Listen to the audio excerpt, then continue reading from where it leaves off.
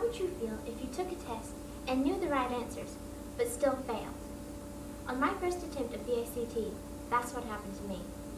My story, entitled Learning a Principle, was written by me, Sarah Gibson, and describes that experience and the lesson it taught me. I had never taken a timed standardized test before that day. To say I was nervous would definitely constitute a major understatement.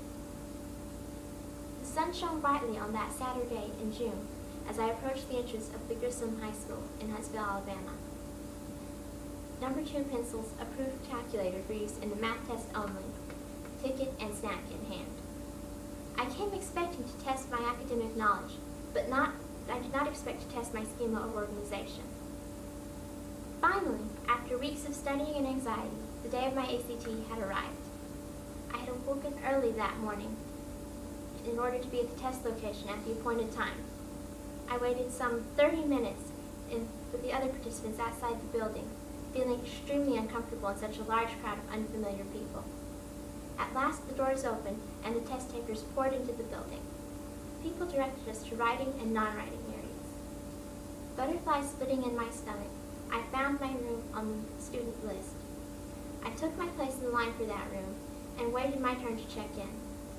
I successfully navigated the check-in process and located my desk. As the moderator handed each student his testing materials, I waited with uncertainty until she came to me. After receiving my test booklet and answer sheet, I filled in my name, address, birth date, and test information as directed by the moderator.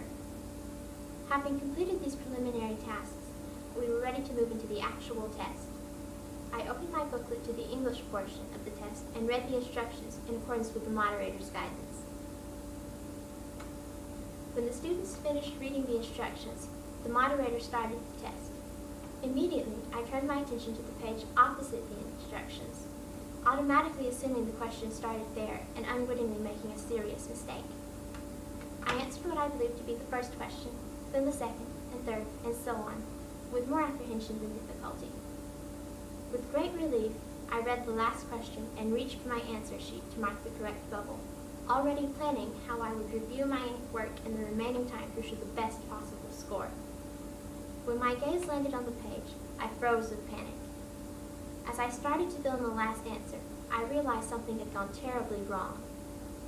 I still had several blank answers on my answer sheet. I had not realized the test started on the same page as the instructions. The possibility had not even entered my mind. Such an arrangement seemed completely unorganized and illogical to me. I had assumed the test writers would neatly arrange each part on its own page. Having discovered my error, I desperately sought to correct my mistake. After recovering from my initial shock, I paused for a brief moment of consideration. Frantically, I shifted down my answers. My head swimming in a torrent of unpleasant thoughts and emotions, I tried to focus solely on the task at hand and not my feelings. I worked as quickly as possible, erasing pencil marks and filling in bubbles, as the allotted time slipped away all too quickly. I managed to fix about half of the questions. Before I could progress farther, the moderator called time and ordered us to close our English tests. Greatly disappointed, I shut my booklet. Moving on with the test, I completed the math, reading, and science sections. However, my experience in the English portion negatively impacted my performance in the remaining subjects. I remember crying in the car after the test was over and my parents picked me up. After calming down over dinner at my favorite restaurant, I joked that I should actually be more concerned if I did make a good grade in English than if I earned a poor one. We requested a copy of my test with my score, and when we received it, we could clearly tell that most of my answers had been correct, but shifted down. The following September, I returned to Grissom High School and retook the ACT, this time scoring a 34 in English. As a result of my previous situation, I realized that while I considered the test organization illogical, not everyone thinks as I do. To the test writers, this arrangement had seemed the best way to format the test. If I had examined the materials more thoroughly, instead of making assumptions about its contents, I would most likely not have had to take the ACT a second time.